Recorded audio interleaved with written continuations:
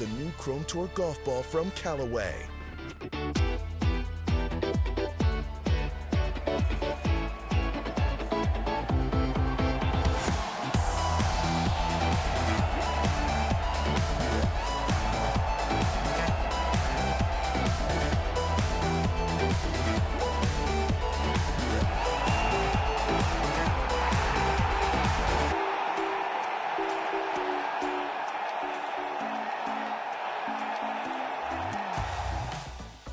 If you like fun, then this is a place to be at the WM Phoenix Open. The finish here by Tom Weiskopf, you could call it a masterpiece with the risk-reward par 5 15th, the Coliseum at 16, and then the drivable short par 4 17th here. Tends to be the deciding hole when we get deep into Sunday at the WM Phoenix Open before the demanding 18th closes things out.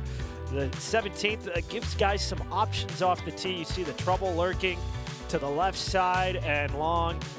It's always a great watch on the stadium course and gets us thinking, Brandel, where would you rank it among the best drivable par 4s that we see year in and year out on the PGA Tour? Yeah, first of all, what I'd say about the drivable par 4s is that they're kind of like the chili pepper in the salad. It's not the most important part of the salad, but they get your attention.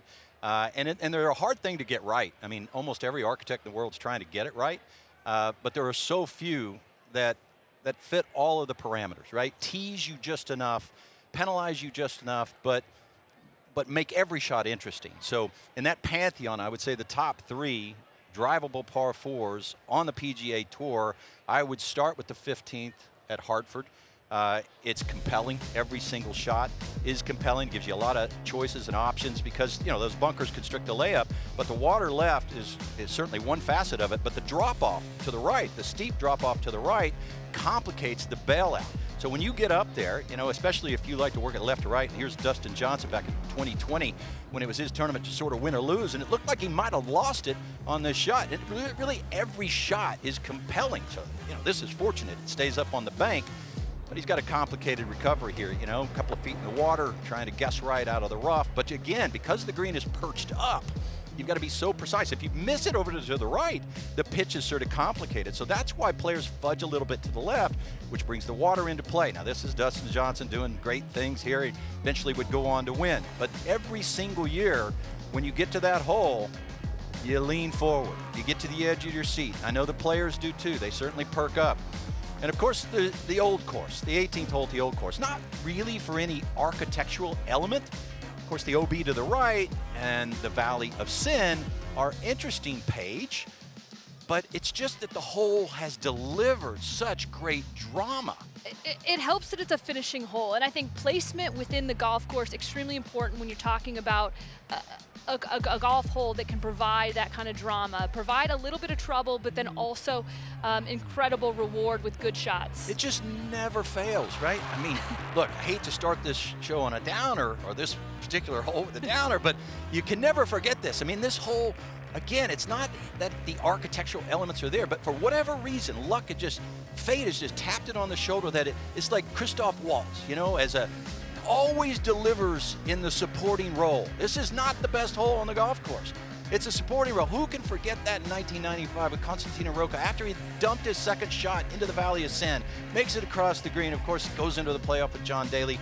And then, of course, in 1970, the very next day after Doug Sanders had missed the putt in the playoff, Jack Nicklaus, you know, making the putt at the home of golf to win a major championship. His first, by the way, since 1967.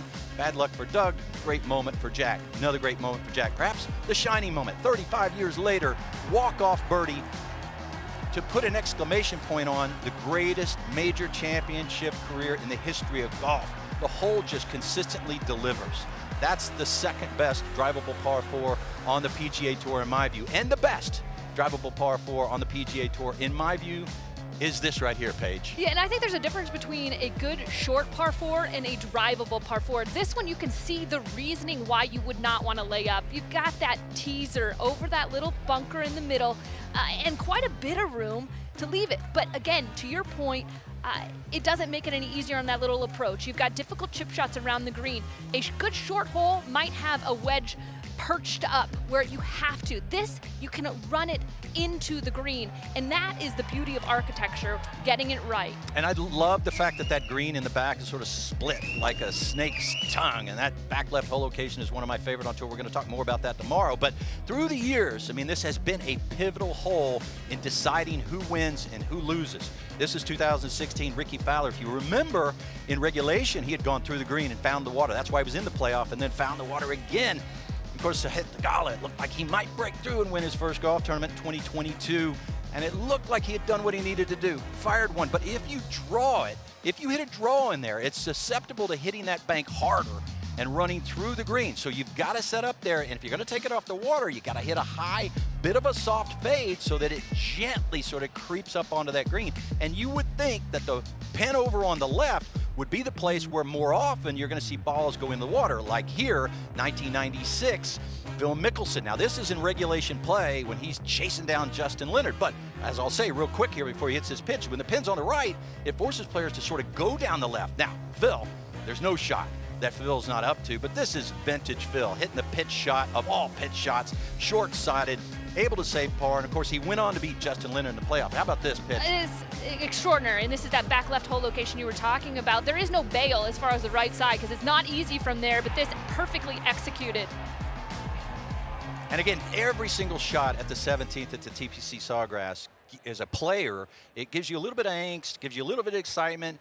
It gives you options for sure. If the pin's on the right, are you going to take on the water on the left because you don't want that pitch? If the pin's over on the left, are you going to take on the water? If you go to the right, you're pitching now at the water. If the pin's back left, you drive it on the green, you can putt it into the water. So every single aspect, off the tee shot, around the green, and on the green, gives you some excitement as a player and as a spectator. So I gotta say, hold up. No 10 at Riv. Are we sticking to Page's designation here that it has to be drivable versus a short par 4? Look, I think the 10th at Riv needs to be reworked. First of all, I don't think it's a proper representation of what George Thomas really intended with that hole now.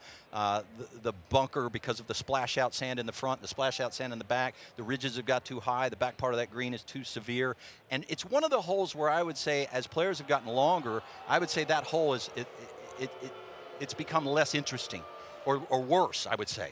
It was much more interesting when players were laying up and having to go for it, because if you go for it now, it's simply a matter of luck that you end up in the right spot. To me, a great hole or a great shot is one that if you hit it, it'll be consistently rewarded. In that case, you can hit a great shot and you're not rewarded.